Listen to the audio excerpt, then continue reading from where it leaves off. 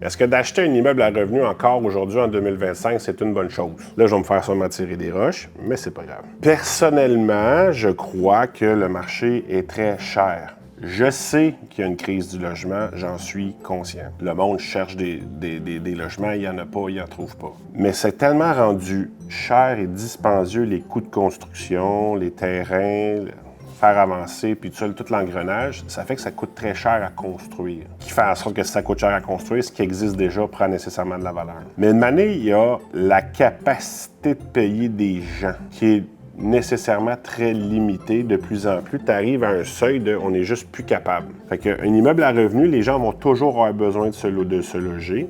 Je pense que si vous voulez faire de l'immobilier, ce qui est important de comprendre, c'est de comprendre son marché, savoir dans quel coin que vous allez bâtir ou acheter. Je répète, là, savoir c'est quoi le marché. Mais tu sais, si on a les moyens pour un triplex, bien, si vous ne l'habitez pas, moi, je pense pas qu'un triplex en ce moment, ça vaut la peine de l'acheter.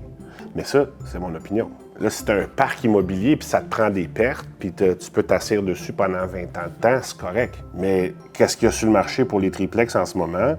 Ça se vend plus cher que les revenus que ça te rapporte. Ouais, mais mon capital se rembourse par les locataires. Ouais, c'est une façon de le voir à long terme. Il y a une certaine rentabilité là-dedans, mais tu vas-tu manquer de cash flow? Pour être capable de faire les paiements, s'il y a un locataire sur 3 qui ne paye pas, ah, j'ai la régie. Oui, tu as la régie. C'est 2, 3, 4 mois avant que ça se règle. Puis là, tu trouves un autre locataire. Puis, il y a beaucoup de difficultés. L'idée, c'est pas de ne pas faire d'immobilier, c'est d'être conscient du marché. Puis, ceux qui font des nouveaux projets de développement en ce moment, une des raisons pour laquelle ils les font encore, c'est que la CHL finance tout. Il n'y a plus aucun risque financier pour les gens qui le font. Maintenant, ils le font avec APH Select. Puis APH Select, ils ne demandent quasiment plus de mise de fonds. APH Select, c'est gouvernemental, donc c'est tout sur le dos du gouvernement.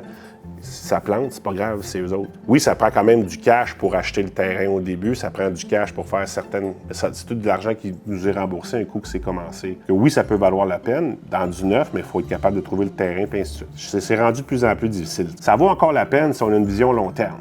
Court terme, non. Long terme, sans problème, l'immobilier va continuer de prendre la valeur. Court terme, faites attention. Parce que là, si tu veux faire de l'immobilier, c'est-tu parce que tu as vu les gens de 2019 qui ont caché en 2020, 2021, 2022, où ce que les prix des maisons ont doublé de valeur? Si tu penses que le prochain marché des prochains 5 ans est pareil, moi, je suis pas certain.